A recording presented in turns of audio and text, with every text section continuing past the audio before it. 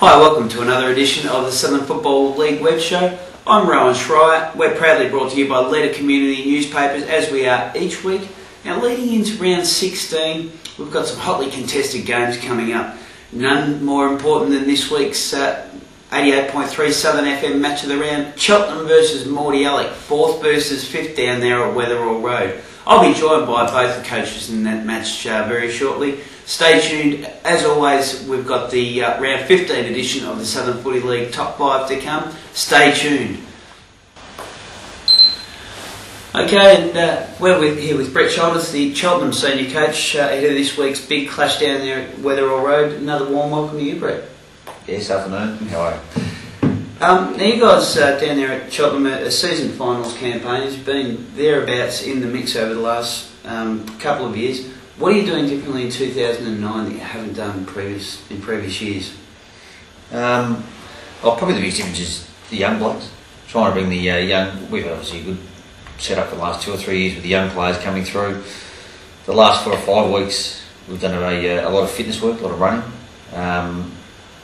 Apart from that, at this time of the year, I think it just comes down to luck of the draw. To be honest, with injuries and how you're travelling, some teams seem to get the injuries early, some get them late. We're just going through a bad patch of that at the moment. So. Okay, and look, the couple of losses you've had in the last, particularly 5 weeks, the last month, have been sides against that are higher on the ladder than you. And I talk obviously the St Kilda City, St Paul's, and Chelsea Heights. You played each of those twice this year for only the 1 win. What do you need to do to get over those sides at the business end?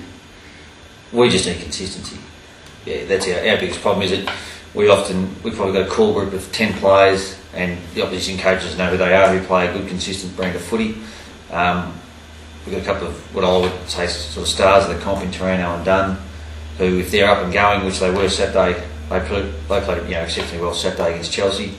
And then we get let down by 5 or 6 players, sort of at your bottom, in the middle of the road of players who normally play well. So we just have struggled to have 21 players playing well on a day. And if you're going to beat those sides, you have to have it. You just can't play St Kilda City and St Paul's and then Chelsea Saturday and have 5 or 6 players down on the day. So that bottom 6 is all important for you guys?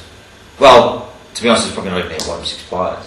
I think we're sort of very similar to Chelsea and probably Mordy, and we're just a really even list. We've got a couple of really good players, and then I think we're a very even list, and unfortunately we just haven't been able to get the whole list to click together. Okay. So.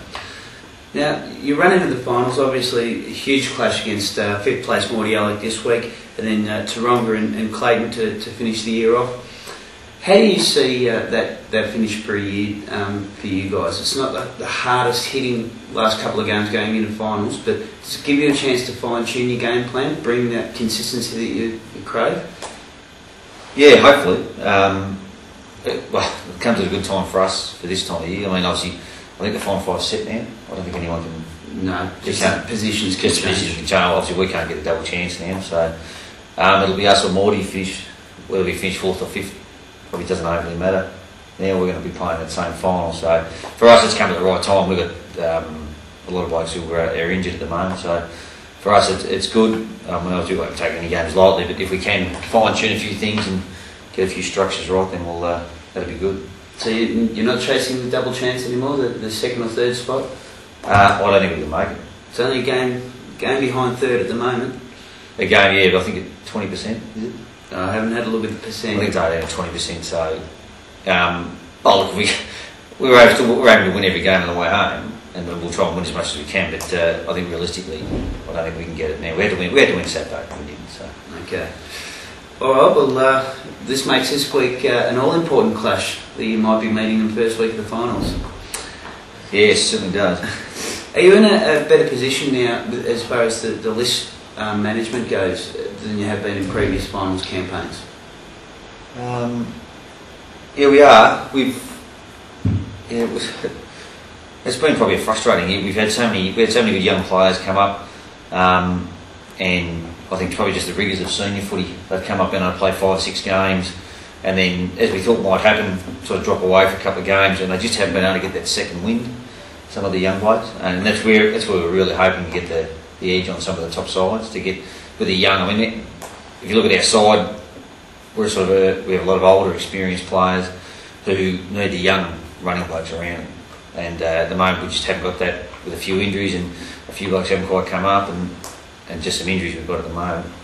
We just haven't been able to get that consistency, like I said before. It must be good having the reserves in such a steady position in the top two as well. There's obviously guys in form that you can rotate through the seniors. One, to give them some experience before the finals, and two, to bolster up the ranks. Yeah, Steve Muscat's done a fantastic job with the young blokes. I mean, I think they're 13-2. We'll finish probably second now, I think, behind Chelsea, depending on who Chelsea play going home. But yeah, look, they've been really good. So they had a bad loss Saturday. They're a bit like us. They just didn't get hold of the game at all. And Chelsea played really well. But we've got, I mean, them, and we've also had the clubbies obviously this year, the Chief Tans, and I think they're undefeated. So we've got plenty of numbers and plenty of good kids. It's just whether they can make that step to that senior level, especially against the top side. Well, it is all about taking the next step, particularly come finals time, and we wish you all the very best for this weekend and the final series. We wouldn't be able to let you go if we didn't give you some parting shots though. In 2009, where do you see the Division 1 finals being played? I presume Mordiallo. Okay, well stay tuned, because we'll have an announcement. The Southern Footy League will be announcing that this weekend coming, so bear that in mind. If you had to pick between two games or sports, would it be darts or billiards? Darts. I like darts. Division 2, who will win that flag? Or who will you be coming up against in 2010 in Division 1? To be honest, I don't know who the top two sides are. Division 2. To be honest, I don't know who they are. That's all right. I just keep an eye on outcome. To everyone at Cheltenham, your coach is focused on 09. And who's the hardest working volunteer down at Weatherall Road? The hardest working volunteer. We've got a few of them. Who would you say? The hardest working? Probably Stevie King behind the bar. He does an exceptional job every week. He's a ripper, old Stevie. Fantastic. And being that we're in the middle of an Ashes series, 1-0 down with 2 to play, what's your final Ashes result? 2-1 to England. 2-1 to England? Yeah. Okay. All the coaches seem to be back in the comms when they come in here. We'll have to have a chat to them beforehand. That's been Brett Shoulders, the Cheltenham Football Club senior coach. We wish you again all the very best for this week in the big clash down there at Weatherall Road, which you can hear on 88.3 Southern FM. Stay tuned for part 2. We'll bring you the top 5 and also Aaron Martello from Mordiallo.